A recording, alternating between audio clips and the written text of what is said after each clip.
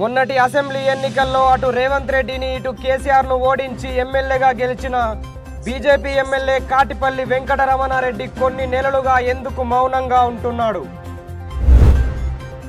2028 ఎన్నికల్లో కాబోయే సీఎం నేనేనంటూ అప్పట్లో సంచలన వ్యాఖ్యలు చేసిన రమణారెడ్డి ఇప్పుడు ఎందుకు నోరు మెదపట్లేదు? బీజేపీ రాష్ట్ర రాజకీయాల్లో అసలేం జరుగుతోంది?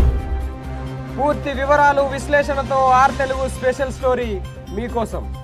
మాజీ ముఖ్యమంత్రి కేసీఆర్ ప్రస్తుత ముఖ్యమంత్రి రేవంత్ రెడ్డిలపై అనూహ్య విజయం సాధించి 2 తెలుగు రాష్ట్రాల్లో మంచి గుర్తింపు తెచ్చుకున్నారు కామారెడ్డి ఎమ్మెల్యే కాటిపల్లి వెంకటరమణారెడ్డి.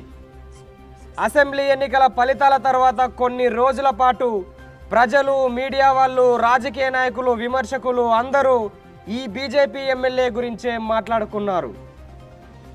బీజేపీకి ఒక గట్టి నాయకుడు వచ్చాడంటూ ఈయన గురించే చర్చించుకున్నారు.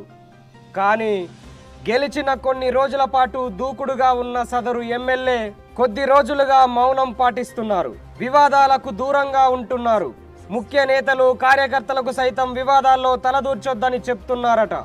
కొద్ది రోజుల వరకు ఏ పంచాయతీ తన వద్దకు తీసుకురావద్దని తేల్చి చెప్పేశారట. ఎన్నికల్లో బీజేపీ నుంచి పోటీ చేసిన కాటిపల్లి వెంకటరమణారెడ్డి ప్రచారంలో ఘనమైన హామీలు గుప్పించారు. 150 కోట్ల రూపాయల సొంత నిధులతో నియోజకవర్గ అభివృద్ధిని పరుగులు పెట్టిస్తానని సొంత మేనిఫెస్టో కూడా ప్రకటించాడు. అయితే గెలిచి ఏడాది కావస్తున్నా ఆ హామీల ఊసే ఎత్తడం లేదు.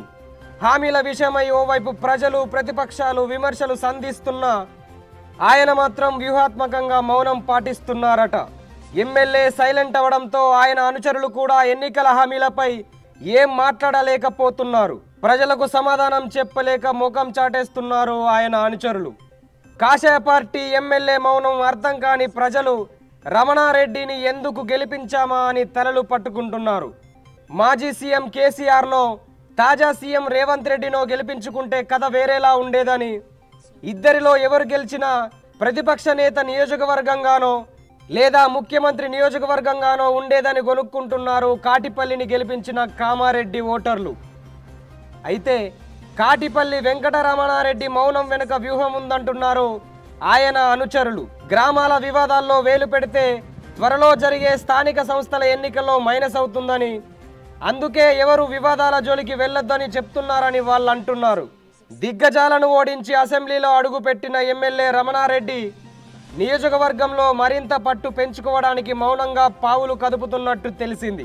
వివాదాలకు దూరంగా ఉంటూ స్థానిక సంస్థల టికెట్ల ఆశావాహుల్ని గ్రౌండ్ వర్క్ చేసుకోవాలని సూచించారట. రాష్ట్రంలో అనేక మంది సీనియర్ బీజేపీ నాయకులు ఉన్నప్పటికీ 2028 ఎన్నికల్లో నేనే సీఎం అంటూ మీడియా ముఖంగా సవాల్ చేసిన రమణారెడ్డి గురించి బీజేపీ నేతలు ఎవ్వరూ ఎలాంటి వ్యాఖ్యలు చేయలేదు.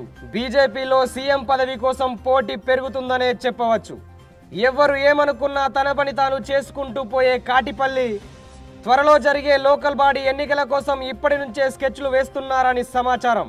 అయితే ప్రస్తుతమున్న పోటీ రాజకీయ వాతావరణంలో దూసుకుపోవాలని, ప్రత్యర్థుల తప్పులను ఎత్తి చూపుతూ దూకుడు ప్రదర్శిస్తే కానీ ప్రజల దృష్టిని ఆకర్షించలేమని, అలాంటిది మౌనమునిలా వ్యవహరిస్తే గెలిచేది ఎలా అని పార్టీ కేడరు అయోమయంలో పడిందట. అయితే ఇక్కడ మరో వాదన కూడా వినిపిస్తుంది. ఈ ఎన్నికల్లో ప్రజలు నన్ను గెలిపిస్తే ప్రభుత్వంతో పని లేకుండా తన సొంత డబ్బులతో అభివృద్ధి సంక్షేమ కార్యక్రమాలు చేపడతానని, ప్రజల కోసం ప్రతిక్షణం పనిచేస్తానని ఎన్నికల్లో హామీలిచ్చాడు రమణారెడ్డి. ఇద్దరు పార్టీ అధ్యక్షులు, ముఖ్యమంత్రి క్యాండిడేట్లను కాదని ప్రజలు రమణారెడ్డికి ఓట్లు వేసి గెలిపించారు. ఈ నేపథ్యంలో గట్టిగా మాట్లాడితే ప్రత్యర్థులు, ప్రజలు తన సొంతంగా ప్రకటించిన 150 కోట్ల రూపాయల మేనిఫెస్టో గురించి ప్రశ్నిస్తారన్న భయంతోనే ఆయన సైలెంట్ అయ్యారన్న విమర్శలు కూడా గట్టిగానే వినిపిస్తున్నాయి. గెలవక ముందు ఒక లెక్క, గెలిచిన తర్వాత ఇంకొక లెక్క అనే విధంగా ప్రవర్తించిన అనేక మంది రాజకీయ నాయకుల్ని మనం చూసాం.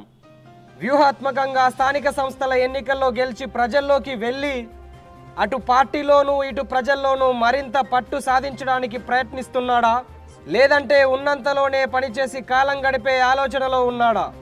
5 సంవత్సరాల ఎమ్మెల్యే కాల పరిమితిలో కేవలం ఒకే ఒక సంవత్సరం గడిచిపోయింది. మరి రానున్న 4 ఏళ్లలో ఎమ్మెల్యే కాటిపల్లి వెంకటరమణారెడ్డి వ్యవహార తీరు ఎలా ఉంటుందో వేచి చూడాల్సిందే.